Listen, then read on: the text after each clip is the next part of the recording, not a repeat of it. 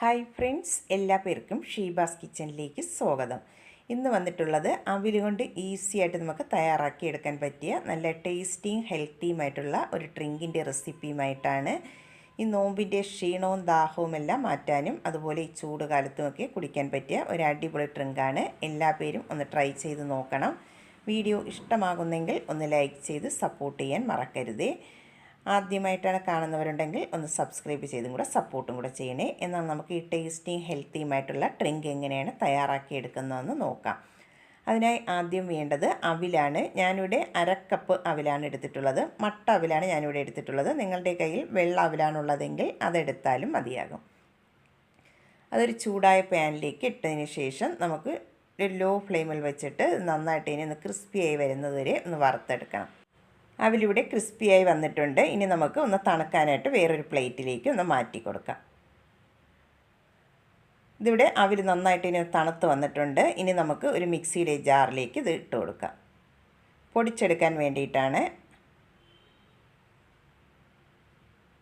ഇനി ഈ അവിൽ നമുക്ക് നന്നായിട്ട് ഇനി ഒന്ന് പൊടിച്ചെടുക്കാം. അവിലിവിടെ നന്നായിട്ട് ഇനി ഒന്ന് പൊടിച്ചെടുത്തിട്ടുണ്ട്. ഇനി ഇതിലേക്ക് ചേർത്ത് കൊടുക്കുന്നത് മധുരത്തിന് ആവശ്യമായിട്ട് ഞാനിവിടെ ചേർത്ത് കൊടുക്കുന്നത് ഡേറ്റ്സ് ആണ്.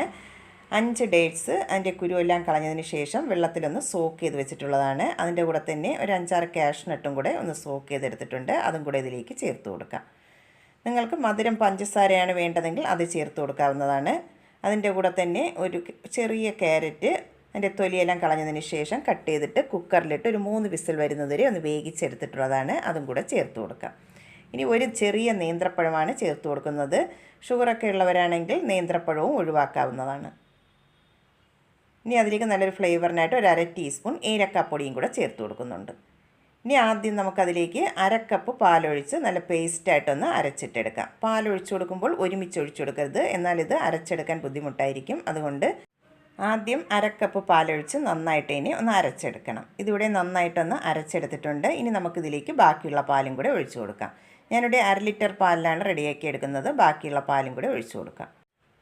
ഇനി ഞാനിതിലേക്ക് മാംഗോ എസൻസും കൂടെ ചേർത്ത് കൊടുക്കുന്നുണ്ട്. ഇതൊരു കളറിനും ഫ്ലേവറിനും വേണ്ടിയിട്ടാണ് ഞാനിവിടെ ചേർത്ത് കൊടുക്കുന്നത്. നിർബന്ധമില്ല. നേരത്തെ നമ്മൾ ഏലക്കാപ്പൊടി ചേർത്ത് കൊടുത്തിട്ടുള്ളതുണ്ട്. താല്പര്യമുണ്ടെങ്കിൽ ചേർത്ത് കൊടുത്താൽ മതിയാകും. അതും കൂടെ ചേർത്തതിന് ശേഷം നമുക്ക് ഒന്നും കൂടെ നന്നായിട്ട് ഇനി ഒന്ന് അടിച്ചിട്ടെടുക്കാം. ഇതിവിടെ നന്നായിട്ട് ഇനി ഒന്ന് അടിച്ചെടുത്തിട്ടുണ്ട്. ഇതൊരു ബൗളിലേക്ക് മാറ്റിയെടുക്കാം.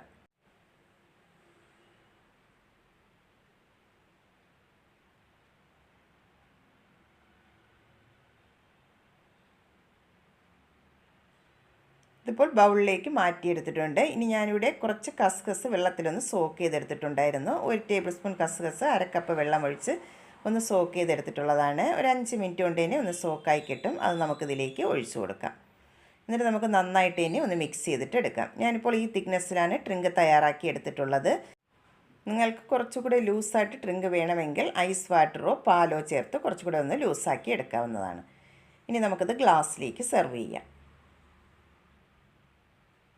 നല്ല ടേസ്റ്റിയും അതുപോലെ ഹെൽത്തിയുമായിട്ടുള്ള ഡ്രിങ്കാണ്. നോമ്പിനും അതുപോലെ ഈ ചൂട് സമയത്തൊക്കെ കുടിക്കാൻ പറ്റിയ നല്ല ടേസ്റ്റി ആയിട്ടുള്ള ഡ്രിങ്കാണ്. എല്ലാ പേരും ഒന്ന് ട്രൈ ചെയ്ത് നോക്കണം. എന്നിട്ട് ഫീഡ്ബാക്ക് അറിയിക്കാൻ മറക്കരുതേ. വീഡിയോ ഇഷ്ടമാകുന്നെങ്കിൽ ഒന്ന് ലൈക്ക് ചെയ്യാനും സബ്സ്ക്രൈബ് ചെയ്തൊന്ന് സപ്പോർട്ട്